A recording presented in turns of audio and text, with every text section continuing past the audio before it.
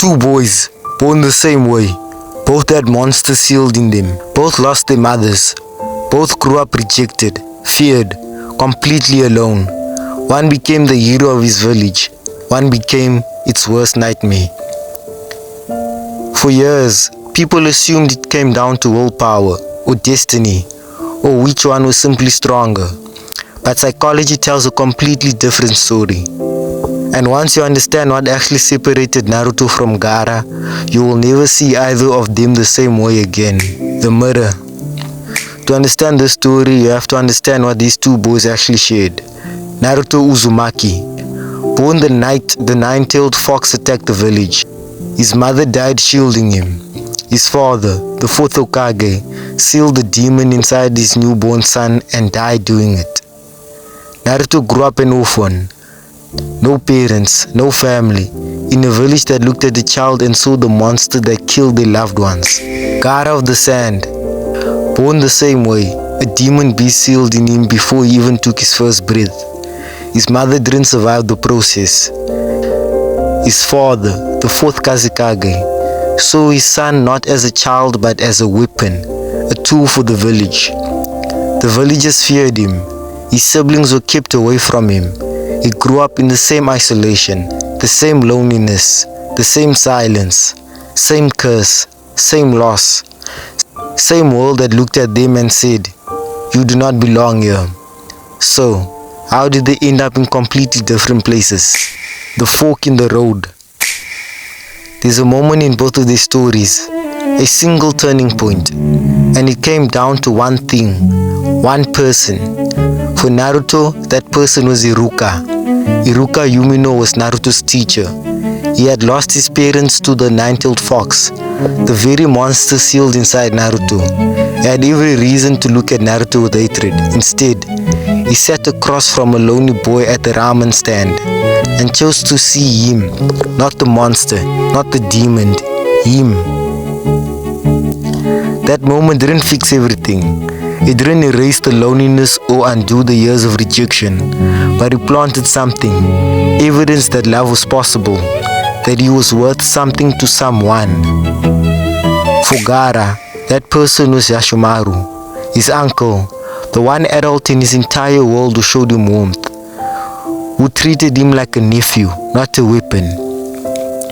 Yashamaru was Gaara's Iruka. And then the Kazekage ordered Yashamaru to assassinate his own nephew. Yashamaru followed the order. In his final moments, Yashamaru told Gaara that he had never loved him, that nobody ever had, that nobody ever could. Gaara carved the kanji for love into his own forehead that night, a reminder that the only person he would ever love was himself. That was the moment Gaara stopped being a lonely child and became something else entirely. The psychology. So why did one moment of connection save Naruto and one moment of betrayal destroy Gaara? The answer comes from a psychologist named Bowlby. In the 1960s, Bowlby developed what's now called attachment theory. The research says something remarkably simple. Every child just needs one stable, trusted adult to develop emotional security. Not two, not a village, just one. One person who sees you, who chooses you, who stays. Naruto had Iruka, Gaara had Yashamaru. And then Yashamaru was taken away. Not by accident, not by death, but by a deliberate act of betrayal. By the one person Gaara trusted the most. Bowlby's research tells us that when a child's attachment figure doesn't just leave, but actively betrays, the child doesn't just lose a person, they lose the ability to believe that connection is safe at all. Gaara didn't choose cruelty. He built armor, literal sand around his body, and psychological walls around everything else. His belief that he must only love himself was not madness. It was survival. It was the only logical conclusion a child could reach from the evidence he had been given. Naruto's evidence was different. Just slightly. Just enough. The collision. When Naruto and Gaara finally fight, It isn't about chakra or technique. It's about two boys with the same wound who healed in opposite directions. Gaara pushes Naruto to the absolute limit.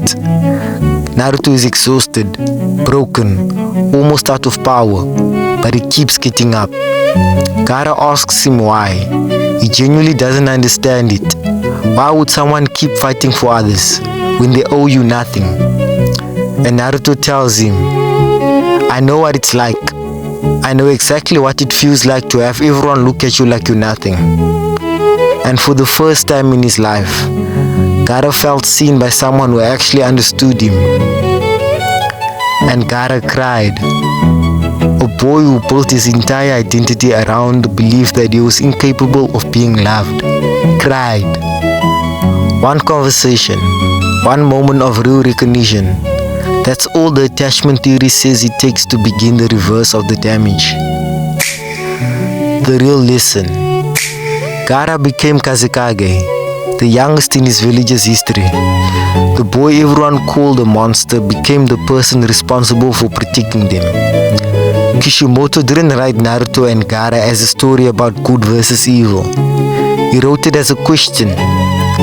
What does a human being become when nobody shows up for them? And what can one person, just one, change? Iruka didn't save the world. He bought ramen for a lonely kid. That's it. That was enough. Gaara didn't need an army to heal. He needed one person to say, I see you, I know your pain, and I'm still here. The science of attachment doesn't care about chakra levels, or special ability, or destiny. It asks only one question. Did someone show up for you? Drop a comment telling me who do you think had it harder, Naruto or Gaara. I read every single one. And if this is different, you already know what to do.